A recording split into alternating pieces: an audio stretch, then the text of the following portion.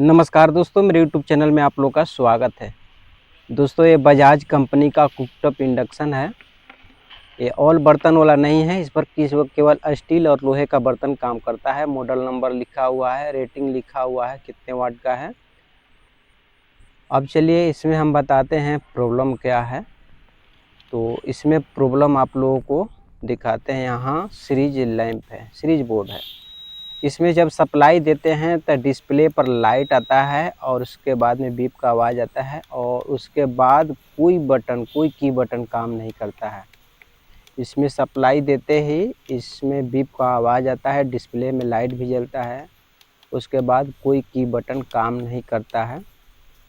तो इसका जो की बटन है, मैंने पूरा का पूरा की बटन को मैंने चेंज कर दिया है। ऐसा नहीं है इसका ऑन ऑफ वाला जो रेड कलर का ऑन ऑफ वाला पावर स्विच है वो ख़राब है, तो वो स्विच भी सही है।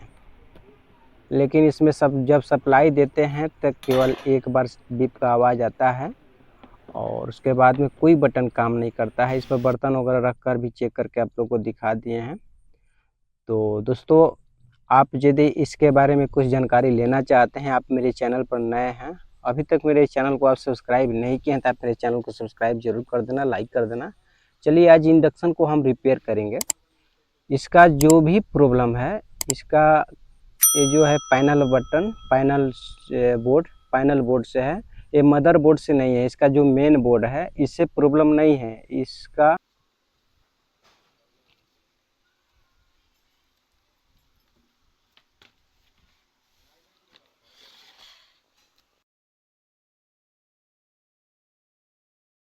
और इसका जो पैनल बोर्ड है, पैनल बोर्ड को रिपेयर करना होगा।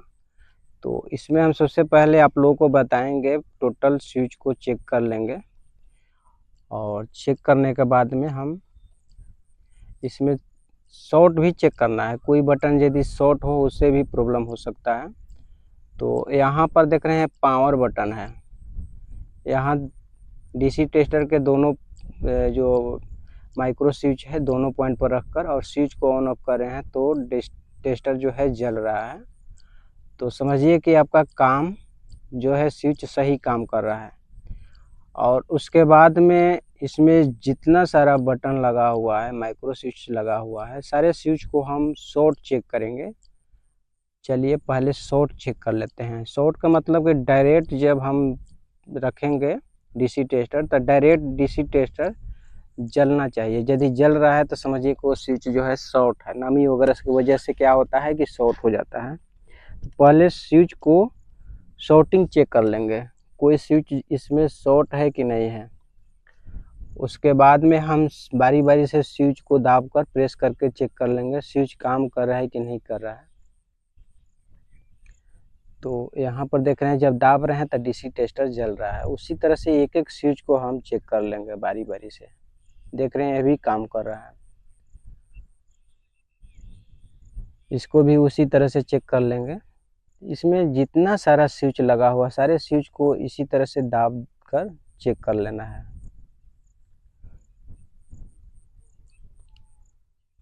तो देख रहे हैं यहाँ पर ये भी काम कर रहा है, सही से लगा नहीं है। तो यहाँ पर देख रहे हैं ये भी काम कर रहा है।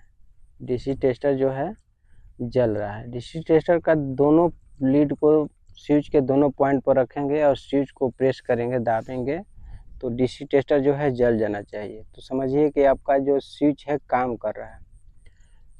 उसके बाद में आईसी से जितने सारा प्रिंट दिख रहा है, यहाँ प्रिंट लगा हुआ है, तो सारे प्रिंट को बारी बारी से चेक कर लेंगे। क्या होता है कि कोई कोई पैनल बोर्ड में नमी वगैरह की वजह से जो इस पर प्रिंट बिछा हुआ है, पीसीबी बोर्ड पर जो कॉपर का प्रिंट लगा हुआ है, कहीं कहीं से क्या होता है कि गल जाता है, ओपन हो जाता है। तो इसका जो बोर्ड है फ्रेश दिख रहा है। इसमें कोई वैसा नहीं है कि कहीं से प्रिंट गला हो। तो इसका जो बोर्ड है सही है। तो एक एक प्रिंट को हम उसी तरह से चेक कर लेंगे।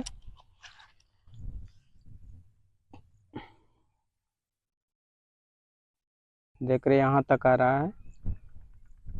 तो लाइन बाय लाइन आपको आईसी से जो जितना प्रिंट निकला हुआ है तो सारे प्रिंट को एक एक करके हम चेक कर लेंगे।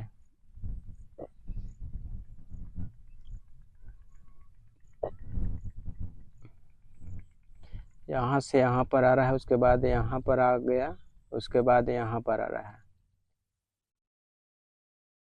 तो डीसी टेस्टर से या कंटिन्यूटी जो मल्टीमीटर है, मल्टीमीटर को बजर वाला पॉइंट पर रखकर उससे भी हम कंटिन्यूटी चेक कर लेंगे सही है कि नहीं है।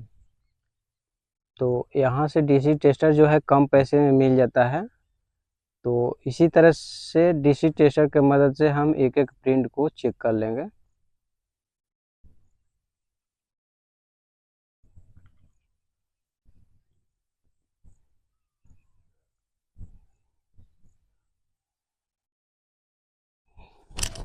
देख रहे हैं जो प्रिंट सही होगा तो डीसी टेस्टर जो है थोड़ा सा लाइट में जलेगा, ज़्यादा तेज जलेगा, और कहीं से रेजिस्टेंस वगैरह उसमें यदि लग जाता है तो क्या होता है डीसी टेस्टर हल्का सा धीमा जलता है। तो उससे भी हम मालूम कर लेंगे कि प्रिंट जो है सही है। तो एक एक प्रिंट को इसी तरह से चेक कर लेना है। चलिए हो गया। उसके बाद में यहाँ तक यहाँ पर आ रहा है, ये भी सही है।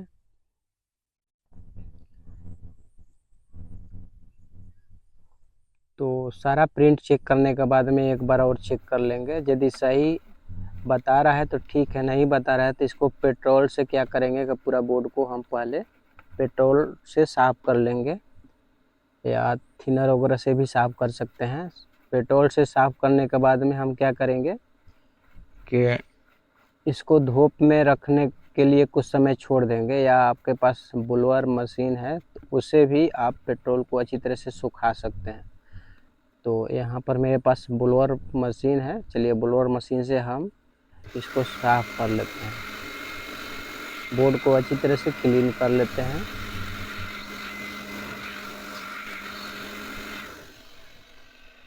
चलिए हो गया। तब तक इसका जो आईसी का जितने सारे पिन है सारे पिन को हम क्या करेंगे सोल्डिंग कर लेंगे। इस पर दोबारा जो सोल्डिंग है सोल्डिंग आयरन के मदद से हम रंगा चढ़ा लेंगे।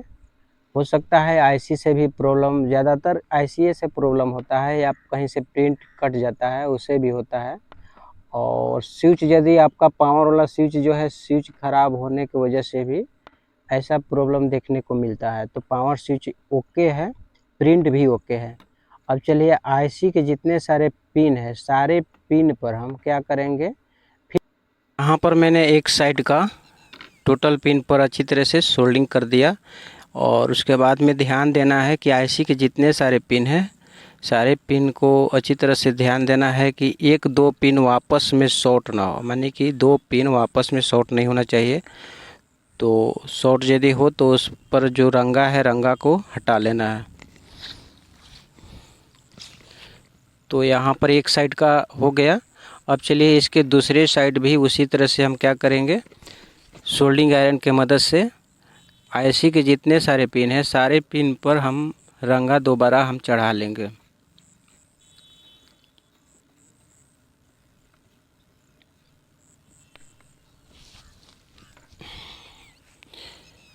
तो चलिए हो इधर भी हो चुका है, और एक एक पिन को बारीकी से हम अच्छी तरह से सोल्डिंग कर लेंगे।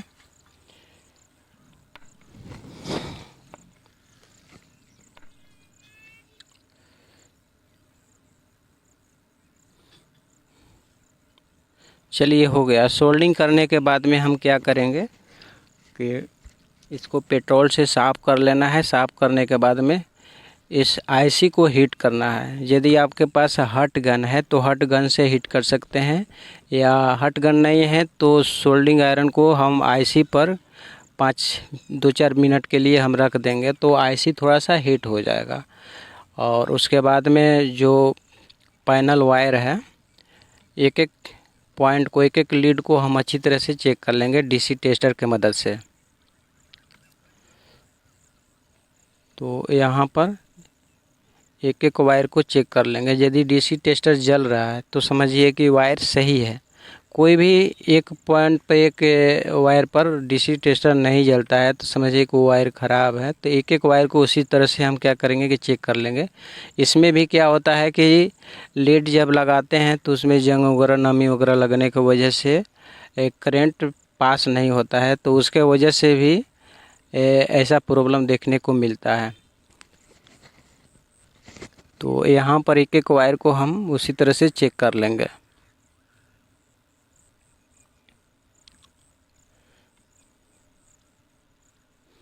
चलिए ठीक है, ये भी ठीक है, ये भी ठीक है। अब यहाँ पर पेट्रोल से साफ़ कर लेंगे अच्छी तरह से। उसके बाद में चलिए ट्राई करके देखते हैं कि कंप्लीट हुआ है कि नहीं हुआ है। तो दोस्तों आप लोगों से रिक्वेस्ट है कि आप यदि मेरे चैनल पर नए हैं और मेरे चैनल को अभी तक सब्सक्राइब नहीं किए हैं तो आप मेरे चैनल को सब्सक्राइब जरूर कर देना, लाइक कर देना। मेरा वीडियो यदि आप लोगों को अच्छा लगे तो आप इस वीडियो को ज़्यादा से ज़्यादा शेयर करना और कमेंट बॉक्स में इसके बारे में जो भी सवाल पूछना हो तो आप नीचे कमेंट बॉक्स में ज़रूर बताना। यहाँ पर मैंने सीरीज बोर्ड से ही सप्लाई दिया है। यहाँ पर जब लोड ले रहा है, बर्तन भी रख दिए हैं लोहे का। यहाँ पर जब लोड ले रहा है तो देख रहे हैं यहाँ पर जो सीरीज बल्ब है, सीरीज बल्ब ब्लिंकिंग कर रहा है। देख रहे हैं यहाँ पर ब्लिंकिंग कर रहा है। तो ये जो है इंडक्शन कंप्लीट हो चुका है। अब चलिए सीरीज बोर्ड से निकाल कर डायरेक्ट पैरेलल बोर्ड में देते हैं। मेन बोर्ड में हम सप्लाई दे दिए हैं, बर्तन भी रख दिए हैं इस पर। और बर्तन में चलिए कुछ पानी वगैरह डाल देते हैं ताकि आप लोगों को भी दिखे कि पानी हीट हो रहा है कि नहीं हो रहा है।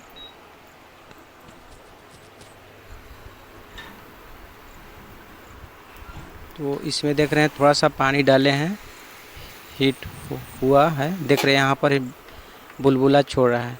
चलिए थोड़ा सा और ज़्यादा पानी इस पर डाल देते हैं। यहाँ पर देख रहे हैं थोड़ा सा और पानी डाल दिए हैं और देखते हैं गर्म हो रहा है कि नहीं गर्म हो रहा है। तो दोस्तों देख रहे हैं यहाँ पर मैंने पानी ज़्यादा डाल दिए हैं और पानी हीट भी हो रहा है। तो दोस्तों आज का वीडियो आप लोगों को मेरा कैसा लगा आप नीचे कमेंट बॉक्स में ज़रूर बताना और इस वीडियो को ज़्यादा से ज़्यादा शेयर ज़रूर करना। इसी तरह से नेक्स्ट वीडियो में हम फिर मिलेंगे, तब तक चलते हैं दोस्तों। जय हिंद।